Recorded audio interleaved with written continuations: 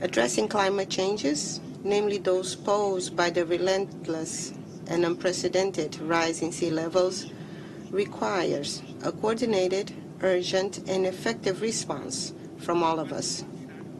As a global community, we must act in solidarity with those on the front lines and engage in a serious and responsible dialogue about the realities and rights of the most affected communities and countries. This will entail a significant reinforcement of international commitments to reduce greenhouse gas emissions. In addition, it is important to create robust financial mechanisms to support the most vulnerable countries and communities in implementing adaptation measures, in protecting their coastal zones, in anticipating and planning climate mobility, as well as through legal instruments that recognize and respond appropriately to this new reality in order to increase resilience, protect the rights, and offer new opportunities. Finally, we need a holistic approach that combines development of sustainable livelihood, restoration of ecosystems, adaptation of infrastructures, and preservation of cultural heritage to support the most vulnerable countries and communities. This high-level meeting represents a unique opportunity to drive multilateral action and should result in a redoubled commitment from each of us and in coordinated and comprehensive actions by the United Nations system, providing strong support to the most affected countries and communities. This is clearly not the end, but a beginning, and I'm confident that we are writing the opening chapter of a long global journey. Thank you for your attention.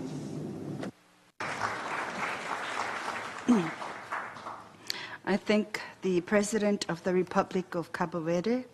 I now give the floor to His Excellency Wavel Ramkalawan, President of the Republic of Seychelles.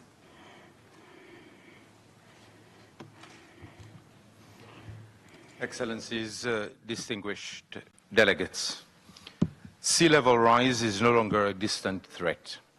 It is a daily reality, particularly for small island states, where the encroaching ocean threatens our homes and livelihoods. With limited options for retreat, the costs of mitigation and adaptation are alarmingly high, straining our already scarce resources. Every year, the sea inches closer, eroding land, threatening homes, and jeopardizing infrastructure, leaving us in constant fear for our safety and the future of our communities. In Seychelles, our economy relies heavily on tourism and fishing, industries directly imperiled by coastal erosion. As our shores recede, so does our economic stability, and with it, our food security. Protecting our environment becomes increasingly challenging as vital coastal ecosystems are under threat, jeopardizing vital coastal protection, carbon sequestration, and nutrient cycling. Preserving these natural functions is essential for our survival. Despite pioneering initiatives such as debt for nature swaps, and sovereign blue bonds, Seychelles still lacks the necessary finance and technology to adequately address sea level rise.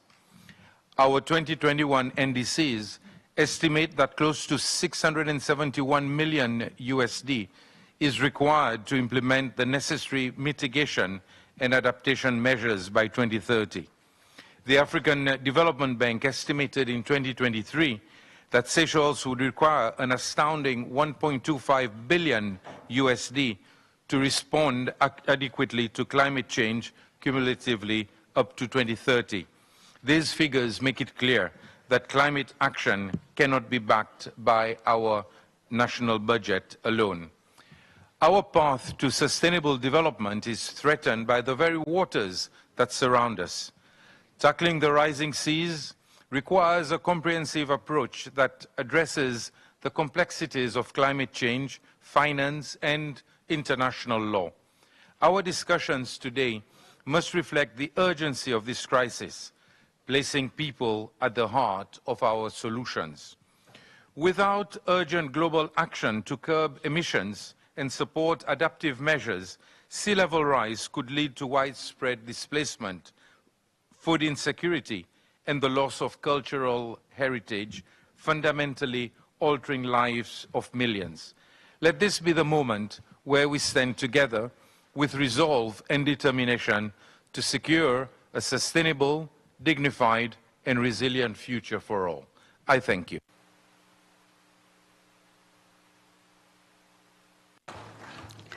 I thank His Excellency, the President of Seychelles. Sorry for the mispronunciation earlier on. I now give the floor to His Excellency Edgars Rinkēvičs, the President of the Republic of Latvia. Excellencies, the pressing issue of sea level rise requires our undivided attention. It is a global issue. But for the low-lying and small island developing states, it's an issue of existential nature.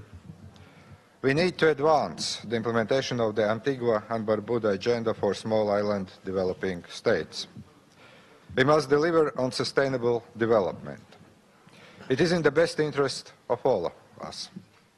That is also the commitment of the Summit of the Future, to deliver for everyone, everywhere, in a challenging world. It is essential to accelerate climate finance, especially for the nations carrying the hardest burden of the sea level rise, to support mitigation, adaptation, and resilience efforts. Latvia has contributed to the United Nations Central Emergency Response Fund, and we will support the United Nations Loss and Damage Fund. Latvia is committed to achieve climate neutrality by 2050. We are in the 13th place globally for achievement of sustainable development goals. Latvia stands ready to share expertise on building a digitally enabled climate action. Latvia follows closely the legal implications of the sea level rise. It stems from our specific historic experience in relation to the state continuity. A clear legal framework is essential to address the threats and to strengthen rules-based international order. Latvia welcomes the advisory opinion of the International Tribunal for the Law of the Sea on obligations of states to prevent marine pollution. We will continue to engage in these processes in respect of climate change. We will continue to follow the work of the International Law Commission on the sea level rise in relation to international law. Climate change undeniably is a risk for global peace and security. It must be addressed by the United Nations Security Council. And we will continue to highlight this issue if Latvia is elected to Security Council in 2025. Thank you.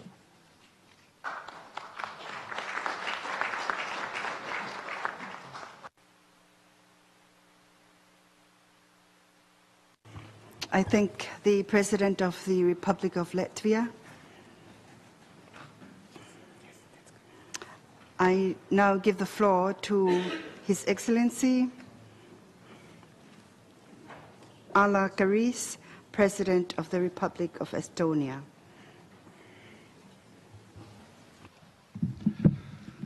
Excellencies, ladies and gentlemen, it is a privilege and pleasure to address this esteemed gathering today.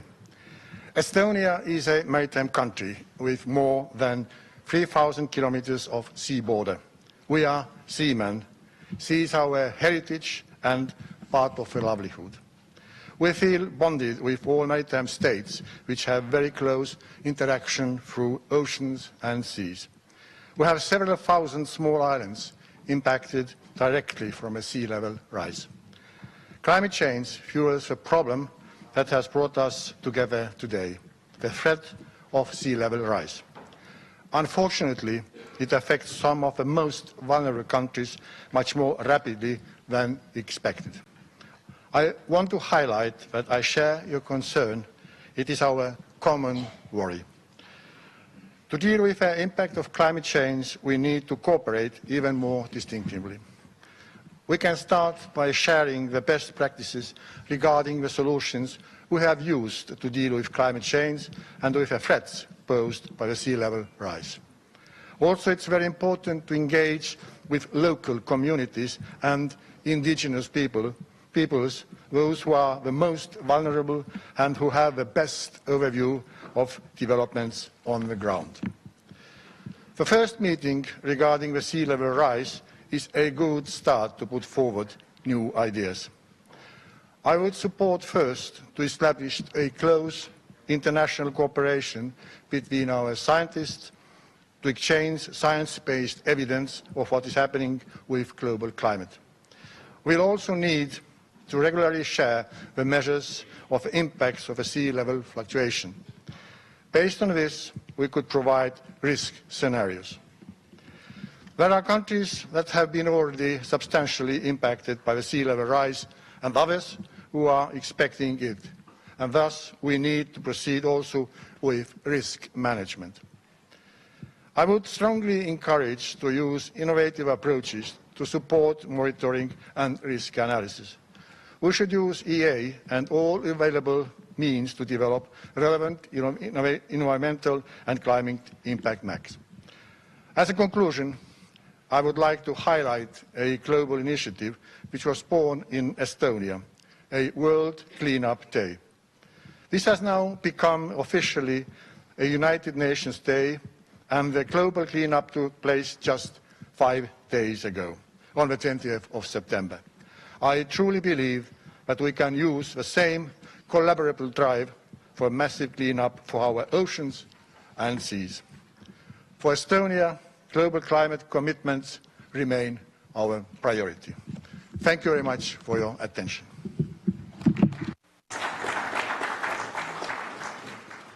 I thank the President of the Republic of Estonia. I now give the floor to His Excellency Mohamed Muisu, President of the Republic of Maldives.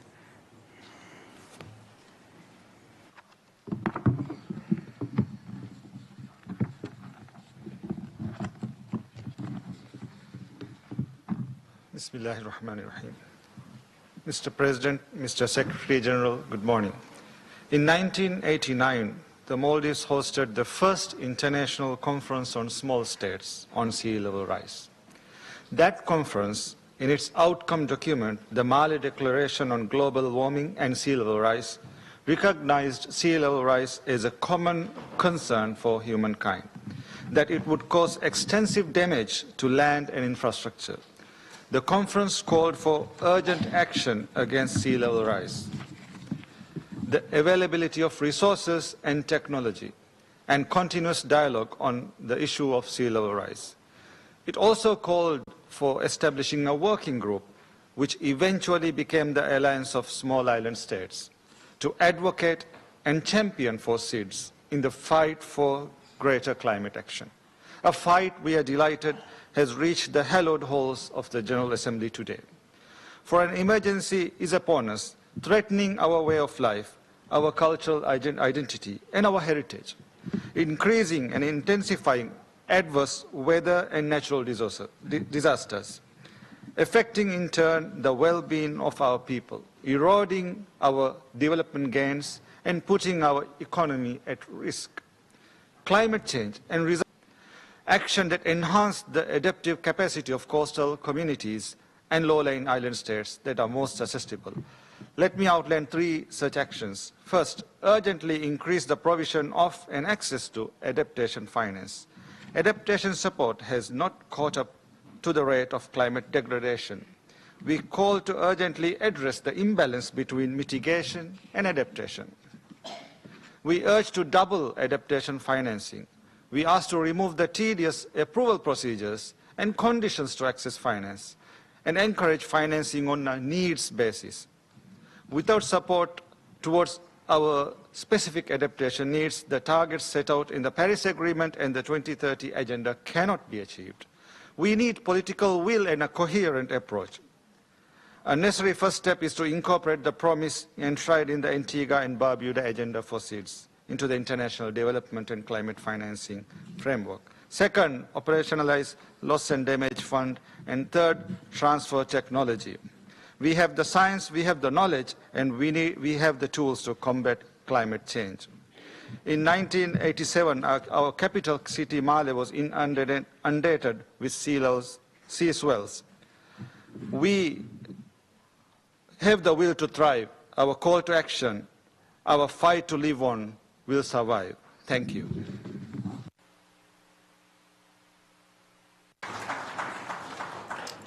I thank the President of the Republic of Maldives.